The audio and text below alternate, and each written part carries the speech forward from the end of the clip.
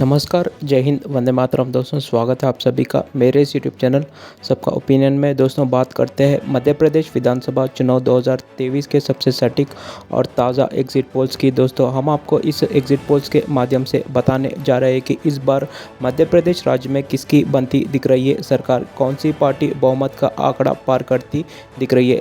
तो दोस्तों, बने रहिए अंत तक और आपकी क्या राय है इस वीडियो के कमेंट बॉक्स में ज़रूर बताना। दोस्तों, सबसे पहले बात करते हैं श्योपुर जिले के 2 सीटों के। यहाँ पर कांग्रेस 2 की 2 सीटें जीते दिख रही है। वही मुरैना जिले के 6 सीटों की बात किया तो यहाँ पर कांग्रेस के खाते में 6 की 6 सीट जाती दिख रही है।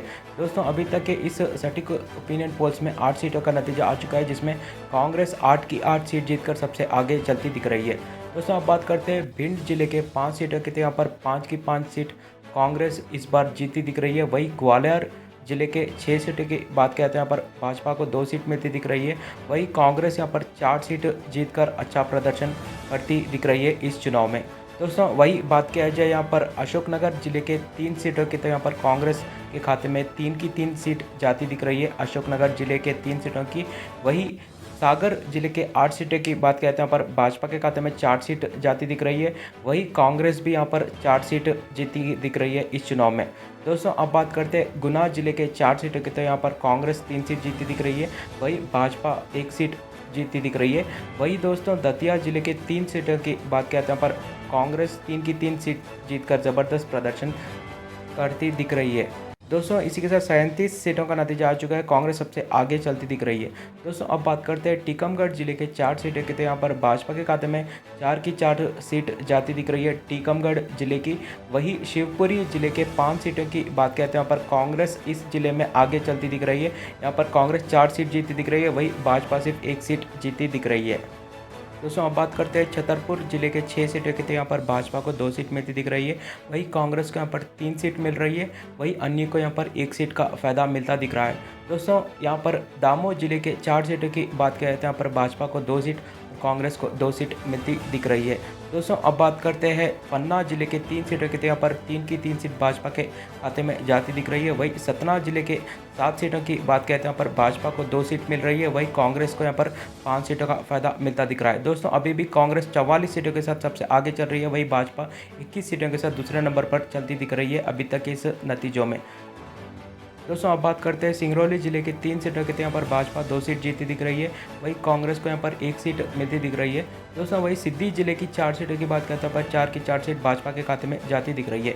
दोस्तों, इसी के साथ इस ओपिनियन पोल्स में 73 सीटों का नतीजा आ चुका है, जिसमें कांग्रेस 45 सीटों के साथ पहले नंबर पर चलती दिख रही है। वही भाजपा 27 सीट जीतकर दूसरे नंबर पर चलती दिख रही है।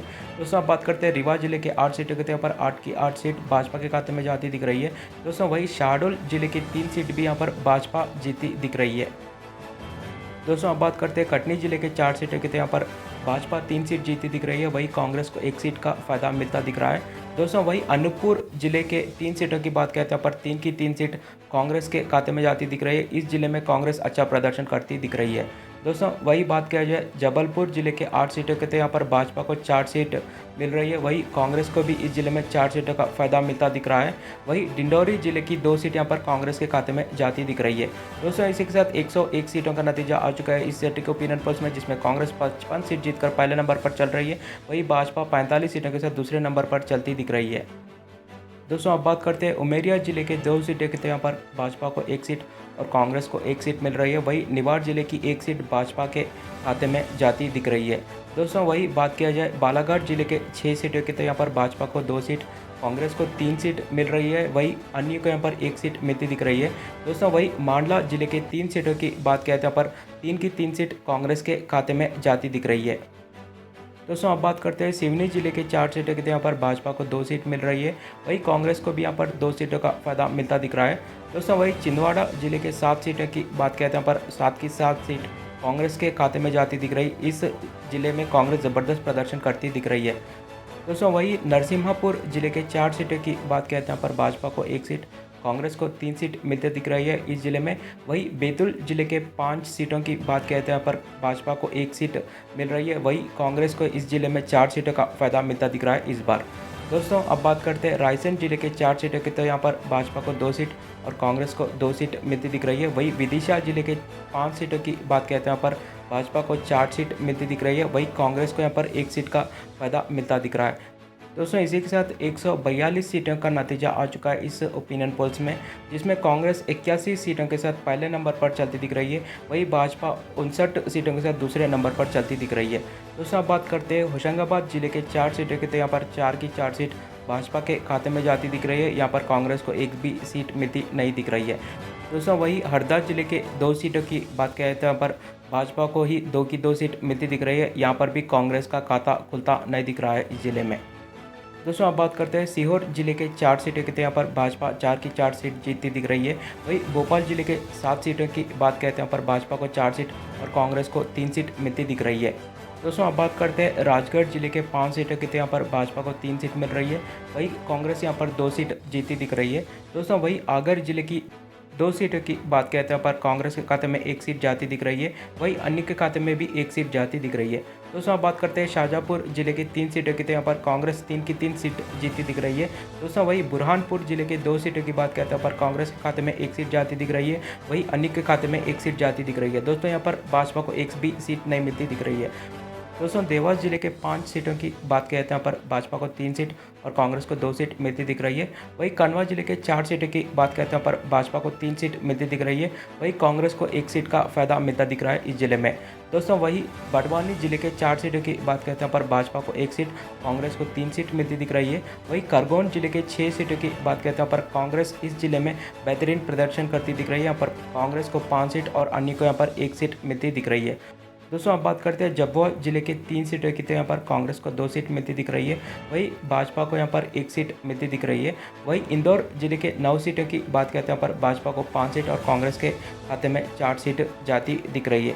दोस्तों अब बात करते हैं धार जिले के 7 सीटों की, तो यहाँ पर कांग्रेस 7 की 7 सीट जीती दिख रही है, वहीं उज्जैन जिले के 7 सीटों की बात कहते हैं पर भाजपा को 4 सीट और कांग्रेस को 3 सीट मिलती दिख रही है। दोस्तों इसी के साथ कांग्रेस बहुमत का आंकड़ा पार करती दिख रही है अभी तक के इस ओपिनियन पोल्स में।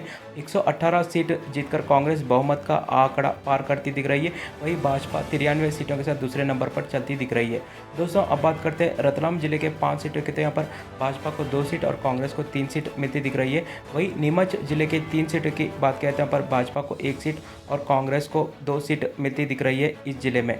दोस्तों अब बात करते हैं अलीराजपुर जिले के 2 सीटों की, तो यहाँ पर भाजपा को 1 सीट और कांग्रेस को 1 सीट मिलती दिख रही है, वहीं मंदसौर जिले के 4 सीटों की बात कहते हैं पर 4 की 4 सीट भाजपा के खाते में जाती दिख रही है। तो दोस्तों इसी के साथ मध्य प्रदेश के पूरे 230 विधानसभा सीटों का एग्जिट पोल आ चुका है, जिसमें कांग्रेस 120 से 128 सीट जीतकर बहुमत का आंकड़ा पार करती सरकार बनाती दिख रही है, वहीं भाजपा सिर्फ यहां पर 100 से 105 सीटों पर सिमटती दिख रही है। और दोस्तों वही अन्य दलों की बात किया जाए तो यहाँ पर 2 से 5 सीट जीतती दिख रही है। दोस्तों आपकी क्या राय है वीडियो के कमेंट बॉक्स में ज़रूर बताना।